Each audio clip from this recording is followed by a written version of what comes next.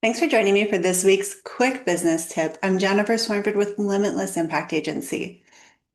Is there something on your calendar right now, whether it's a meeting, a client, or some other type of commitment that you're just not excited about?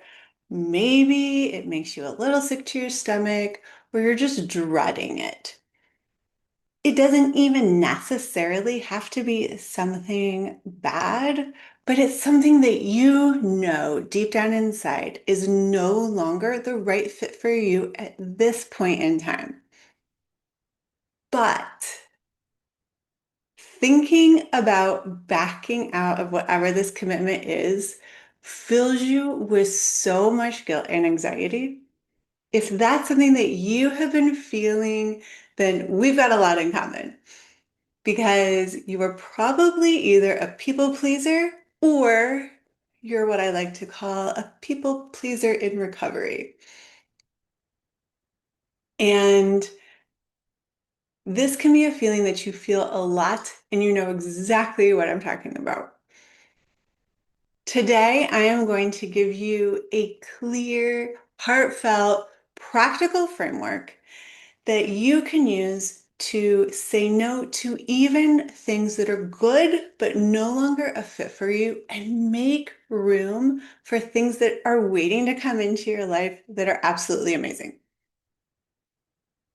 First, we're going to start by talking about a simple three-step test that you can use to give yourself some clarity when you're stuck in one of these decisions. Do you keep the commitment or do you back out? And I will give you a script to help you communicate this no with grace and firmness. And then finally, we will talk about the magic that happens when you create more space in your life for amazing things. But first, I'm going to tell you a story. For several years, I have been leading this amazing group of women we're all just entrepreneurs. We're doing small business together. We only meet once a month and we meet for an hour. And these women are amazing. They are positive, they're fun to talk to, and we've shared a lot of wins and struggles over our years together. Now, on paper, this all sounds like a really great thing.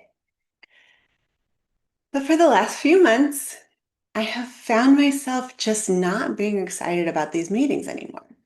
I see it on my calendar and my energy just drops. And I was really having this internal struggle where my brain is telling me this is a good group, you've made great connections, these are good friends.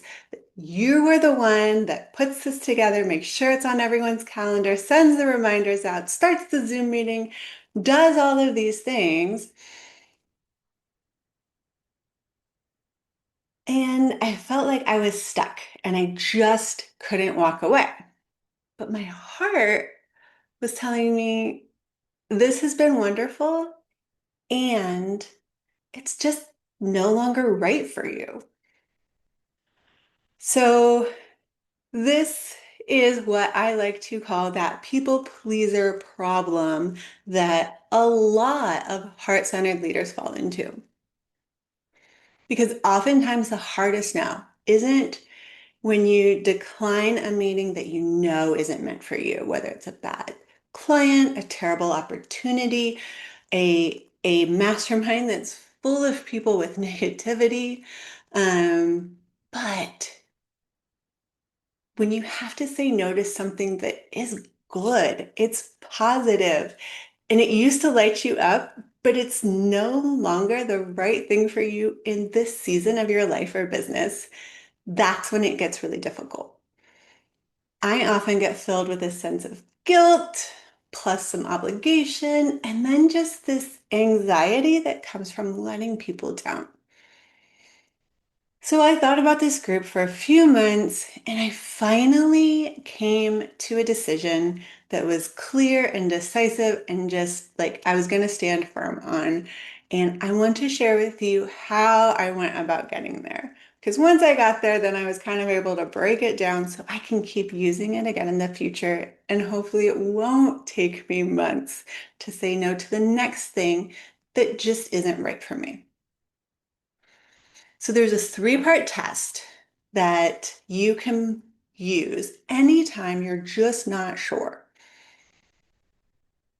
When your head and your heart are having a little war against each other, and you just want something that you can put down on paper, not like a list of positives and a list of negatives and which list is longer, but something that goes a little bit deeper. The first step of the test is to ask yourself, does this energize me? Or does this drain me? Because that feeling that I had about the meetings where I was kind of dreading them, hoping enough people would cancel that we would just call the whole thing off, like knowing that I was feeling those things multiple months in a row, that was a clear answer. My body was telling me long before my brain was ready to accept the fact that this was an energy drain for me and it no longer belonged in my life. The second step is to ask if you are excited about this, or is it just something that's an obligation? Now, oftentimes we're going to have things that are an obligation that we don't get excited about. But this is a three-part test, and it's not like if you fail one of these, the whole thing's off. So it's okay to not be enthusiastic about something and continue to do it. But when paired with an energy drain and lack of excitement, this meeting felt more like a should do or a have to do than a want to do. Because your excitement about something is an amazing fuel that can help you do great work. And an absence of excitement is a real powerful sign that something just may not be right. Now, the third step in this test is to ask if this thing that you are thinking about is really helping you become the person that you want to be. Or is this commitment more tied to the person that you used to be or where your business used to be? And this final step is so important because this group was perfect and powerful and amazing and so beneficial for the person that I was 10 years ago and the business that I was running 10 years ago. But I've grown and my business has grown and my needs have changed and I want to continue to grow. And in order to do that, I have to let go of some of the past things. So this was really important for me to acknowledge that the future self that I'm stepping into is just no longer a fit for this group, which says nothing about the group or the people in it. It's just not right for the future person that I want to be right now. And the reason why I say that it's important for this to be a three-step process is that maybe not just one. I mean, certainly you have permission to say no to any commitment on your calendar. But if you're unsure and you want to test, if two of these things are a no for you, it's an energy drain, you're not excited about it, and this isn't aligned with the person that you are turning into, growing into, or want to be, two out of the three is a get it off your calendar cue. Three out of a three is a heck no. So now that you've made the decision that this is no longer the right fit for where you are now or where your business is, that's not all that has to happen.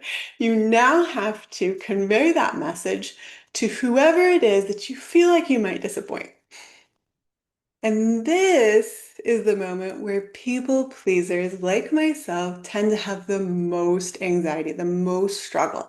And it's super easy for us to sort of talk ourselves out of our decision because we don't want to let people down.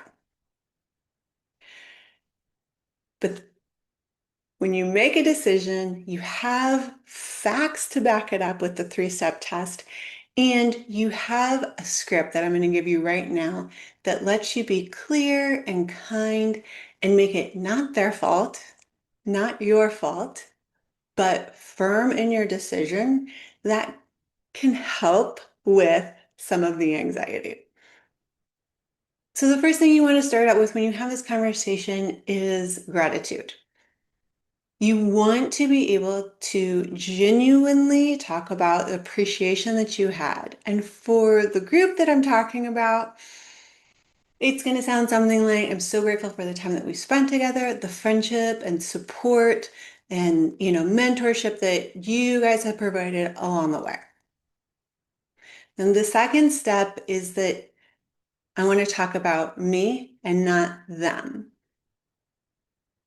So by making this decision about me, it makes what I'm saying very final. It's not like, you know, Wednesdays at 10 o'clock just no longer work for my schedule, because then it kind of like leaves room for them to try to shuffle it around in their calendars. So you make it all about you. In this case, it's going to be something like, I'm in a season where I need to simplify my commitments and redirect my energy. That's simple. It's about me, and it's about something that I'm doing and changing in my life or my business that has nothing to do with you and is something I can stand firm on. And then you want to wish them well, whether it's saying goodbye to a client or a group like I am. It might sound something like this: I'm going to continue to cheer you all on and wish you nothing but the best as you continue moving forward in your business. It's very simple, it's honest, it's kind, and yet it is firm. What you don't want to do here is you don't want to over-explain, you don't want to apologize for your decision, and you don't want to leave the door open for any kind of negotiation. You're simply stating where you are moving to in your life and your business with grace. Now, even if you deliver a perfect script and you're standing firm on your three-step test that has made it clear for you that this commitment is not meant for you at this time, you can still oftentimes feel a sense of guilt once you've delivered the message. It's emotional energy that often comes from feeling like you've disappointed people. And if your brain is anything like mine, you might start second guessing all the decisions that you've made that's brought you here. So I think it's really important for you to have a plan for when this guilt hits in. First, you want to go back and look at why. Before I have a conversation with someone where I'm going to tell them that this isn't working out, this isn't for me right now, I need to take a step back, whatever that conversation is, I want to make very clear about the why that I have made this decision. So sometimes for me, that means that I need to write down all the things that I could say yes to by saying no to this thing. So that when the guilt starts to creep into my mind, I am able to pull that document out and reread my big overarching why I decided that this was the right decision for me right now. And the second thing that you can do for your people-pleasing brain that is often going to create a story that says something like, oh, everyone's going to be so disappointed in me, or this group is going to fall apart and it's going to be all my fault. Plan ahead and rewrite a story. Something like, I am trusting that these women are amazing and they are resilient, And that by stepping back from this, it is going to allow someone else to step up into this great opportunity. They're going to step into a new leadership role for this group and bring fresh energy and ideas in. So that your no is not only a gift for you, but it's also a gift for other people. And that brings us to the last part of this whole experience that we have all been through in our life and will all go through in the future.